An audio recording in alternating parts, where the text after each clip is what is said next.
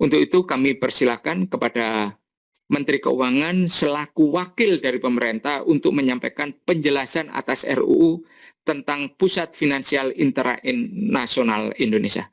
Kami persilakan. Terima kasih Pak Ketua. Assalamualaikum warahmatullahi wabarakatuh. Selamat siang, salam sejahtera bagi kita semua. Shalom, Om Swastiastu, Namo Buddhaya, salam kebajikan, Rahayu.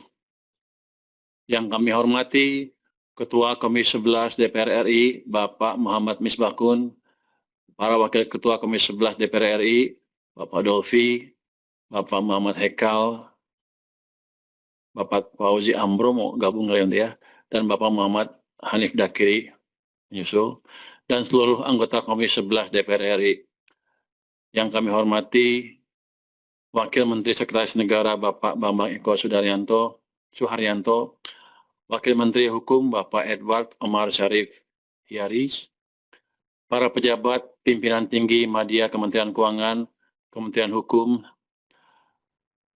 Kementerian Sekretariat Negara, serta Kementerian Investasi dan Hilirisasi BKPM, para pimpinan dan antara beserta seluruh jajaran, serta Bapak Ibu hadirin sekalian yang kami muliakan. Yang terhormat pimpinan dan anggota Komisi 11 DPR RI, puji syukur kita panjatkan kehadirat Tuhan Yang Maha Esa, karena atas rahmat dan karunia-Nya kita dapat memulai pembahasan rancangan undang-undang tentang Pusat Finansial Internasional Indonesia atau PFII.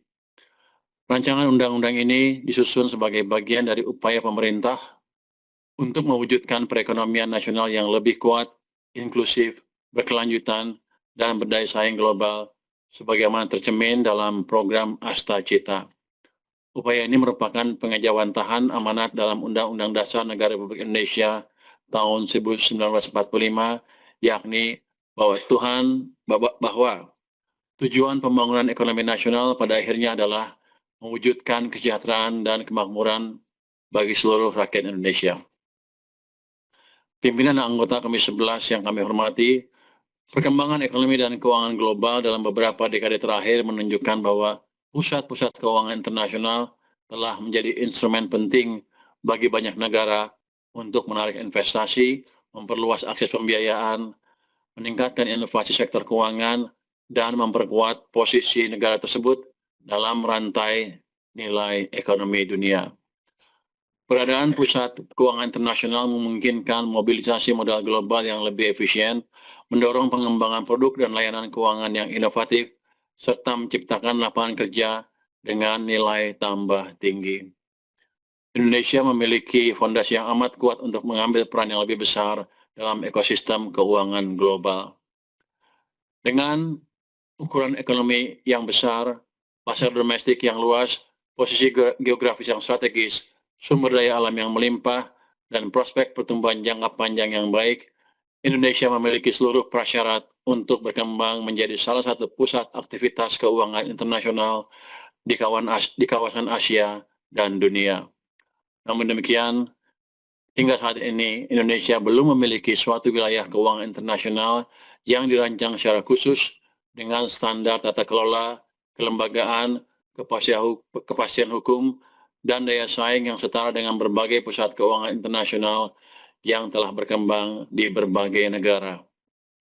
Dalam konteks tersebut, pemerintah memandang perlu membentuk Pusat Finansial Internasional Indonesia sebagai wilayah yang memiliki kekhususan tertentu untuk mengakomodasi kebutuhan dunia usaha dan industri jasa keuangan global.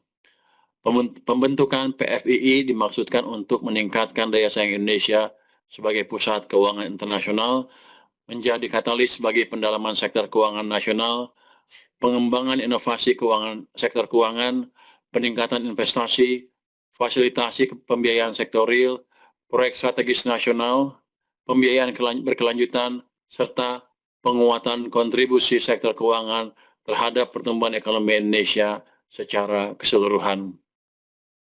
Selain itu, penyusunan RUU ini juga merupakan pelaksanaan amanat pasal 248A Undang-Undang Nomor 4 Tahun 2026 tentang perubahan atas Undang-Undang Nomor 4 Tahun 2023 tentang pengembangan dan penguatan sektor keuangan yang mengatur bahwa ketentuan mengenai penyelenggaraan Pusat Finansial Internasional Indonesia perlu diatur dengan undang-undang.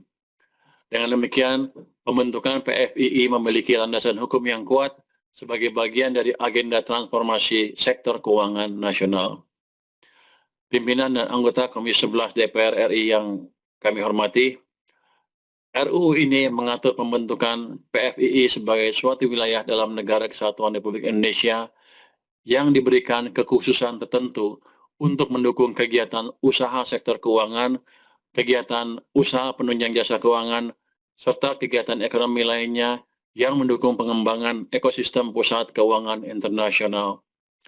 PFII tetap merupakan bagian yang tidak terpisahkan dari wilayah NKRI dan tetap tunduk kepada kedaulatan negara Republik Indonesia.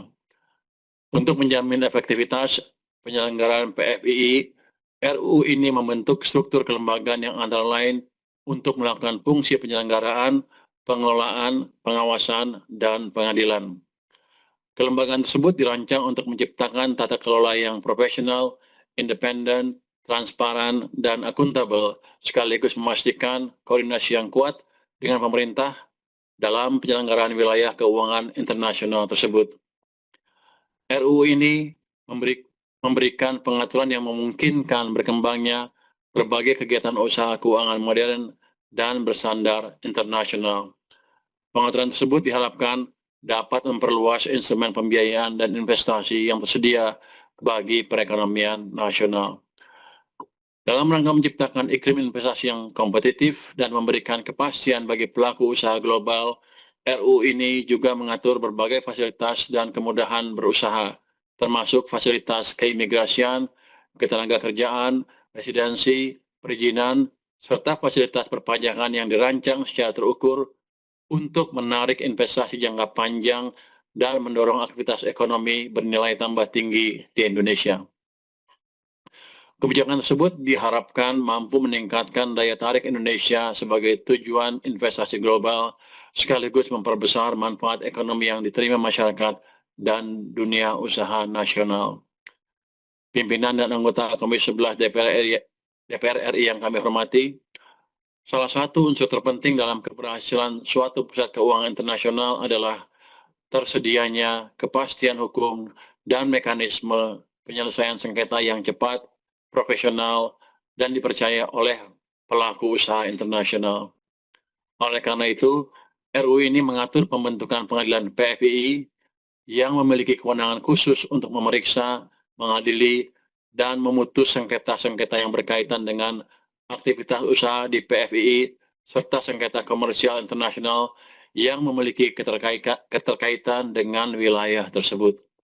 Pengaturan ini diharapkan dapat meningkatkan kepercayaan investor dan memberikan jaminan kepastian hukum yang sangat dibutuhkan dalam transaksi bisnis dan keuangan lintas negara.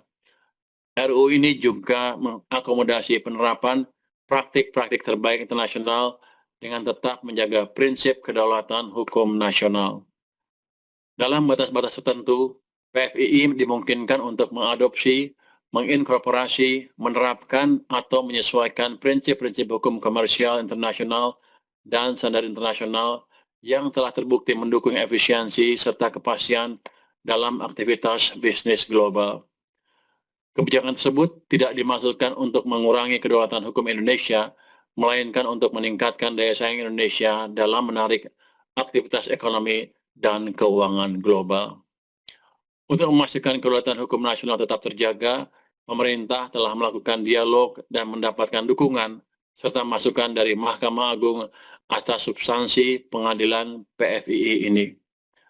Manfaat PFII tidak hanya akan dirasakan oleh pelaku usaha di wilayah tersebut, tetapi juga akan memberikan dampak yang lebih luas terhadap perekonomian nasional melalui peningkatan investasi, penciptaan lapangan kerja, transfer pengetahuan, pengembangan sumber daya manusia, dan peningkatan daya saing Indonesia secara keseluruhan.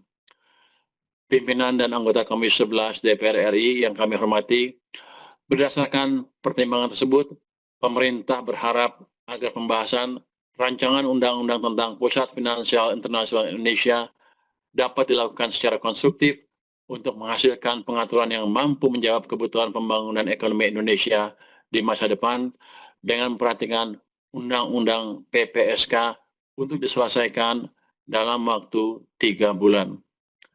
Atas perhatian, dukungan, serta kerjasama yang baik dari pimpinan dan anggota Dewan Perwakilan Rakyat Republik Indonesia, kami menyampaikan apresiasi dan terima kasih. Semoga Tuhan Yang Maha Esa senantiasa memberikan petunjuk dan bimbingan kepada kita semua dalam mengemban amanah bagi kemajuan bangsa dan negara. Wassalamualaikum warahmatullahi wabarakatuh. Om Shanti Shanti Om. Namo Buddhaya. Salam kebajikan. Rahayu. Terima kasih.